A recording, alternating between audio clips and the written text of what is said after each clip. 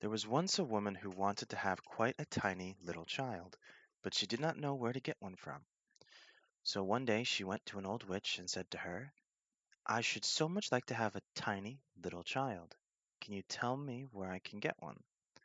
"Oh, we have just got one ready," said the witch. "Here is a barley corn for you, but it's not the kind the farmer sows in his field or feeds the cocks and hens with. I can tell you, put it in a flower pot, and then you will see something happen." "Oh, thank you," said the woman, and gave the witch a shilling, for that was what it cost. Then she went home and planted the barley corn. Immediately there grew out of it a large beautiful flower, which looked like a tulip, but the petals were tightly closed, as if it were still only a bud. "What a beautiful flower!" exclaimed the woman, and she kissed the red and yellow petals. But as she kissed them, the flower burst open. It was a real tulip, such as one can see any day. But in the middle of the blossom, on the green velvety petals, sat a little girl, quite tiny, trim, and pretty. She was scarcely half a thumb in height, so they called her Thumbelina. An elegant polished walnut shell served Thumbelina as a cradle. The blue petals of a violet were her mattress, and a rose leaf her coverlid. There she lay at night, but in the daytime she used to play about on the table. Here the woman had put a bowl surrounded by a ring of flowers with their stalks in water, in the middle of which floated a great tulip petal, and on this Thumbelina sat, and sailed from one side of the bowl to the other, rowing herself with two white horsehairs for oars. It was such a pretty sight. She could sing, too, with a voice more soft and sweet than had ever been heard before. One night, when she was lying in her pretty little bed, an old toad crept in through a broken pane in the window. She was very ugly, clumsy, and clammy. She hopped onto the table where Thumbelina lay asleep under the red rose leaf. "This would make a beautiful wife for my son," said the toad, taking up the walnut shell with Thumbelina inside, and hopping with it through the window into the garden. There flowed a great wide stream with slippery and marshy banks. Here the toad lived with her son. Ugh! How ugly and clammy he was, just like his mother. "Croak, croak, croak," was all he could say when he saw the pretty little girl in the walnut shell. "Don't talk so loud, or you'll wake her," said the old toad. "She might escape us even now. She is as light as a feather. We will put her at once on a broad water lily leaf in the stream. That will be quite an island for her. She is so small and light, she can't run away from us there, whilst we are preparing the guest chamber under the marsh where she shall live." Outside in the brook grew many water lilies, with broad green leaves, which looked as if they were swimming about on the water. The leaf farthest away was the largest, and to this the old toad swam with Thumbelina in her walnut shell. The tiny Thumbelina woke up very early in the morning, and when she saw where she was she began to cry bitterly, for on every side of the great green leaf was water, and she could not get to the land. The old toad was down under the marsh, decorating her room with rushes and yellow marigold leaves to make it very grand for her new daughter-in-law. Then she swam out with her ugly son to the leaf where Thumbelina lay. She wanted to fetch the pretty cradle to put it into the room where Thumbelina herself came there. The old toad bowed low in the water before her and said, "Here is my son. You shall marry him and live in great magnificence down under the marsh." Croak, croak, croak was all that the son could say. Then they took the neat little cradle and swam away with it, but Thumbelina sat alone on the great green leaf and wept, for she did not want to live with the clammy toad or marry her ugly son. The little fishes swimming about under the water had seen the toad quite plainly and heard what she had said, so they put their heads to see the little girl. When they saw her they thought her so pretty that they were very sorry she would go down with the ugly toad to live. No, that must not happen. They assembled in the water round the green stalk which supported the leaf on which she was sitting, and nibbled the stem in two. Away floated the leaf down the stream, bearing Thumbelina far beyond the reach of the toad. On she sailed past several towns, and the little birds sitting in the bushes saw her and sang, "What a pretty little girl!" The leaf floated farther and farther away. Thus Thumbelina left her native land. A beautiful little white butterfly fluttered above her, and at last settled on the leaf. Thumbelina pleased him, and she, too, was delighted, for now the toads could not reach her, and it was so beautiful where she was traveling. The sun shone on the water and made it sparkle like the brightest silver. She took off her sash and tied one end round the butterfly. The other end she fastened to the leaf, so that now it glided along with her faster than ever. A great cockchafer came flying past. He caught sight of Thumbelina, and in a moment had put his arms around her slender waist, and had flown off with her to a tree. The green leaf floated away down the stream, and the butterfly with it, for he was fastened to the leaf, and could not get loose from it. Oh dear! How terrified poor little Thumbelina was when the cockchafer flew off with her to the tree! But she was especially distressed on the beautiful white butterfly's account, as she had tied him fast, so that if he could not get away he must starve to death. But the cockchafer did not trouble himself about that. He sat down with her on a large green leaf, gave her the honey out of the flowers to eat, and told her that she was very pretty, although she wasn't in the least like a cockchafer. Later on, all the other cockchafers who lived in the same tree came to pay calls. They examined Thumbelina closely and remarked, "Why, she has only two legs! How very miserable!" "She has no feelers!" cried another. "How ugly she is!" said all the lady chafers, and yet Thumbelina was really very pretty. The cockchafer who had stolen her knew this very well, but when he heard all the ladies saying she was ugly, he began to think so too, and would not keep her. She might go wherever she liked, so he flew down from the tree with her and put her on a daisy. There she sat and wept because she was so ugly that the cockchafer would have nothing to do with her. And yet she was the most beautiful creature imaginable, so soft and delicate, like the loveliest rose leaf. The whole summer poor little Thumbelina lived alone in the great wood. She plaited a bed for herself of blades of grass, and hung it up under a clover leaf so that she was protected from the rain. She gathered honey from the flowers for food, and drank the dew on the leaves every morning. Thus the summer and autumn passed, but then came winter, the long, cold winter. All the birds who had sung so sweetly about her had flown away. The trees shed their leaves, the flowers died. The great clover leaf under which she had lived curled up, and nothing remained of it but the withered stalk. She was terribly cold, for her clothes were ragged, and she herself was so small and thin. Poor little Thumbelina! She would surely be frozen to death. It began to snow, and every snowflake that fell on her was to her as a whole shovelful thrown on one of us, for we are so big, and she was only an inch high. She wrapped herself round in a dead leaf, but it was torn in the middle and gave her no warmth. She was trembling with cold. Just outside the wood where she was now living lay a great cornfield, but the corn had gone a long time. Only the dry, bare stubble was left standing in the frozen ground. This made a forest for her to wander about in. All at once she came across the door of a field mouse who had a little hole under a cornstalk. There the mouse lived warm and snug, with a storeroom full of corn, a splendid kitchen and dining room. Poor little Thumbelina went up to the door and begged for a little piece of barley, for she had not had anything to eat for the last 2 days. "Poor little creature," said the field mouse, for she was a kind-hearted old thing at the bottom, "come into my warm room and have some dinner with me." As Thumbelina pleased her, she said, "As far as I am concerned, you may spend the winter with me, but you must keep my room clean and tidy, and tell me stories, for I like that very much." And Thumbelina did all that the kind old field mouse asked, and did it remarkably well, too. "Now I am expecting a visitor," said the field mouse. "My neighbor comes to call on me once a week. He is in better circumstances than I, has great big rooms, and wears a fine black velvet coat. If you could only marry him, you would be well provided for. But he is blind.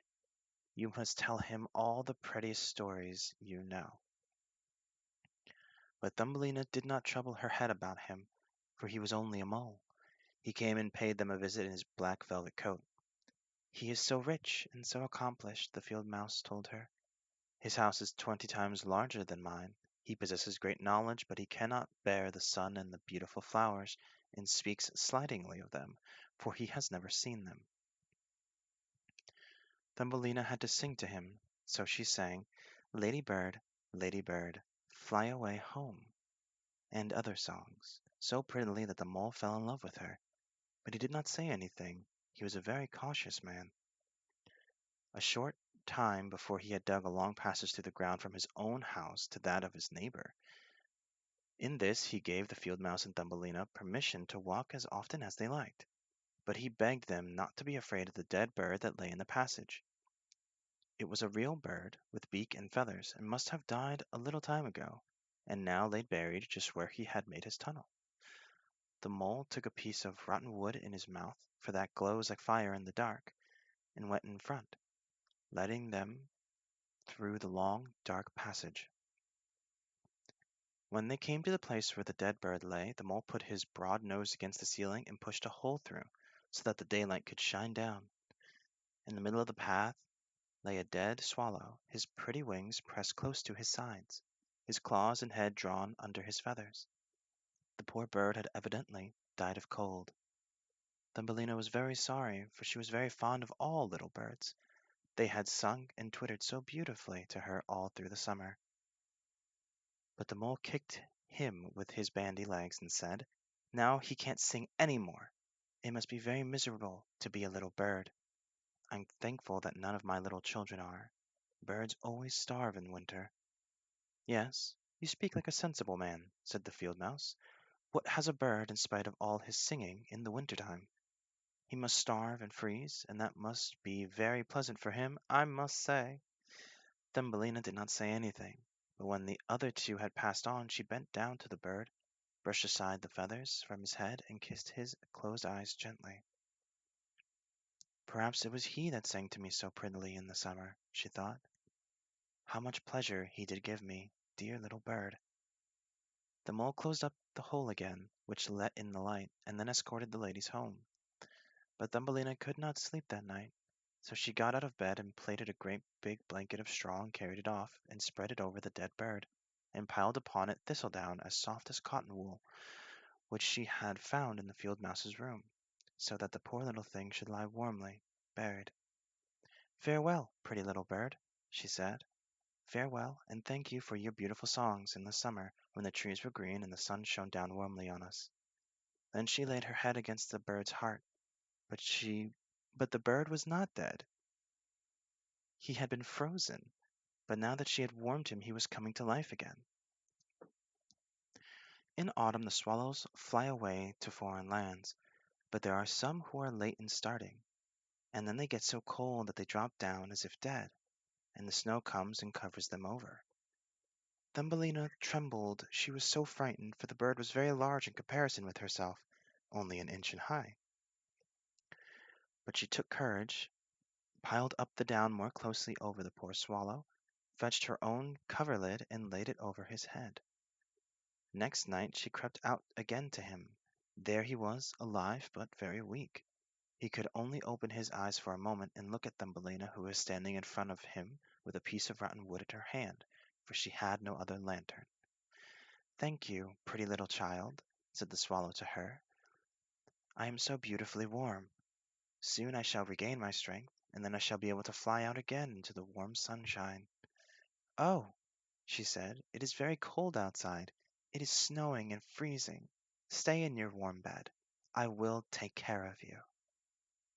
Then she brought him water in a kettle, which he drank, after which he related to her how he had torn one of his wings on a bramble, so that he could not fly as fast as the other swallows who had flown far away to warmer lands. So at last he had dropped down exhausted, and then he could remember no more. The whole winter he remained down there, and Thumbelina looked after him and nursed him tenderly.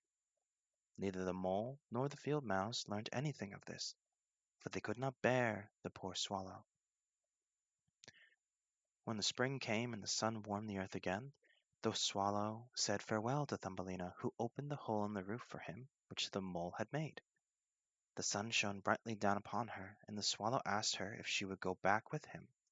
She could sit upon his back. Thumbelina wanted very much to fly far away into the green wood, but she knew that the old field mouse would be sad if she ran away. "No, I mustn't come," she said. "Farewell, dear, good little girl," said the swallow, and flew off into the sunshine.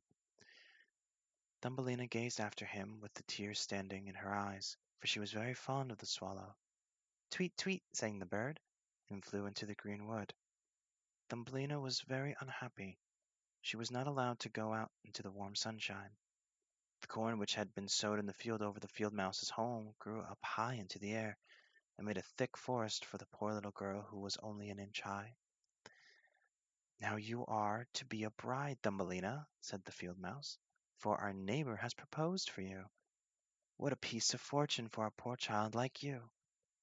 Now you must set to work at your linen for your dowry, for nothing must be lacking if you are to become the wife of our neighbor, the mole."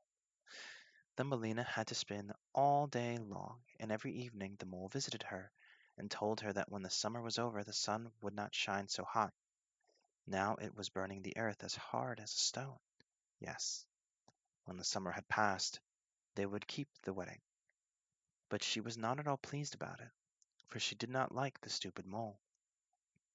Every morning when the sun was rising, and every evening when it was setting, she would steal out of the house door, and when the breeze parted the ears of corn so that she could see the blue sky through them, she thought how bright and beautiful it must be outside, and longed to see her dear swallow again.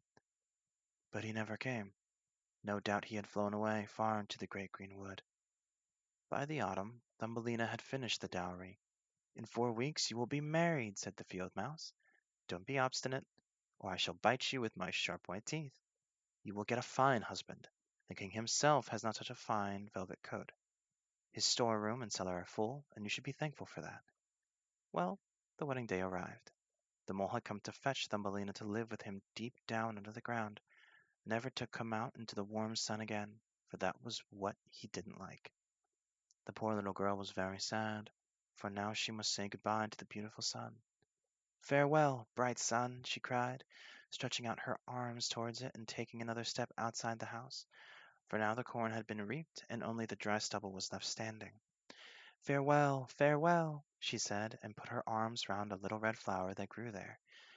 "Give my love to the dear swallow when you see him." "Tweet, tweet!" sounded in her ear all at once. She looked up. There was the swallow flying past. As soon as he saw Thumbelina he was very glad. She told him how unwilling she was to marry the ugly mole, as then she had to live underground where the sun never shone, and she could not help bursting into tears. "The cold winter is coming now," said the swallow. "I must fly away to warmer lands. Will you come with me?